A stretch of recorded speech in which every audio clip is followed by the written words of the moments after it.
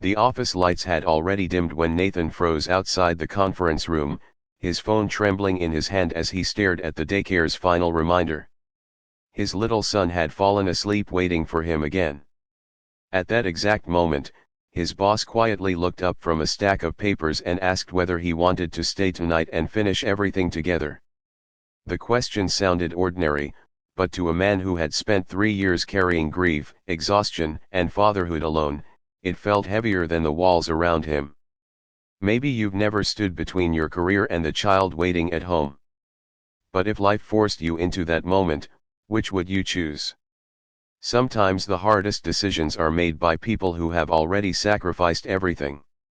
Nathan Harris lived in Columbus, Ohio, where every sunrise felt like another race against time. 3 years earlier, his wife had lost her life after a sudden illness, leaving him to raise 6-year-old Samuel alone. Every morning began before daylight as he prepared breakfast, packed lunches, washed uniforms, and rushed across town before arriving at the engineering firm where deadlines never seemed to end. His co-workers admired his work ethic, but few noticed the quiet sadness hiding behind his tired smile. Every paycheck disappeared into rent, school fees, groceries, and medical bills left from the past.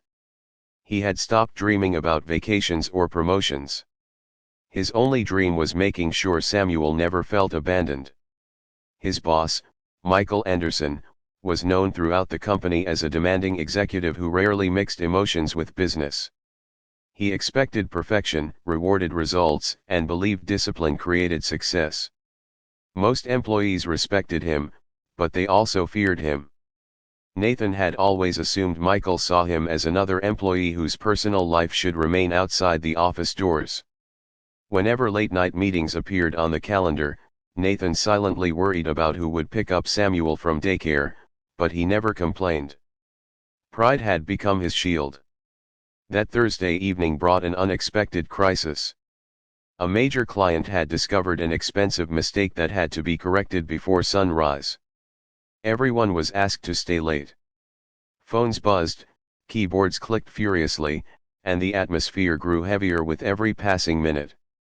As the room emptied for another meeting, Michael stopped beside Nathan's desk and calmly asked if he wanted to stay the night so they could finish the project together. Around the office, the invitation sounded almost like a privilege. To Nathan, it sounded impossible. Instead of answering immediately, Nathan let out a quiet laugh that surprised even himself. He joked that if his 7-year-old landlord accepted dinosaur drawings as rent and peanut butter sandwiches as legal documents, maybe staying overnight would work perfectly. The room fell silent before several co-workers chuckled. It was a harmless joke, but beneath the humor lived a painful truth. Michael noticed that Nathan's smile disappeared almost as quickly as it had arrived. For the first time, Michael asked a question no one had ever asked before. He wondered who was waiting for Nathan at home. The answer came gently and without drama. Nathan explained that only Samuel was waiting, along with an elderly neighbor who watched him whenever emergencies happened. Missing bedtime stories had become far too common, and every extra hour at work meant another promise broken to a little boy who never complained. Nathan admitted that his son always pretended to be asleep because he knew his father felt guilty when he saw those disappointed eyes. Something shifted inside Michael that evening. Years earlier, he had missed countless moments with his own daughter while building his career. Promotions came. Money came. Respect came. But childhood had quietly disappeared while he chased success. His daughter now lived across the country, and their conversations had become short birthday phone calls instead of memories. Nathan's simple joke opened a door Michael had spent years trying to keep closed. Without making a speech, Michael quietly canceled the overnight work session. He divided responsibilities differently, sent several employees home, and personally stayed behind to finish the remaining reports. Nathan could hardly believe what had happened.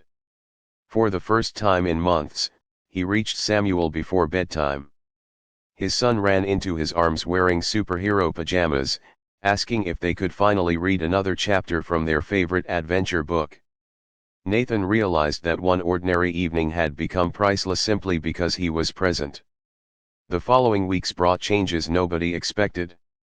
Michael introduced flexible schedules for parents, emergency family leave, and remote work options whenever possible.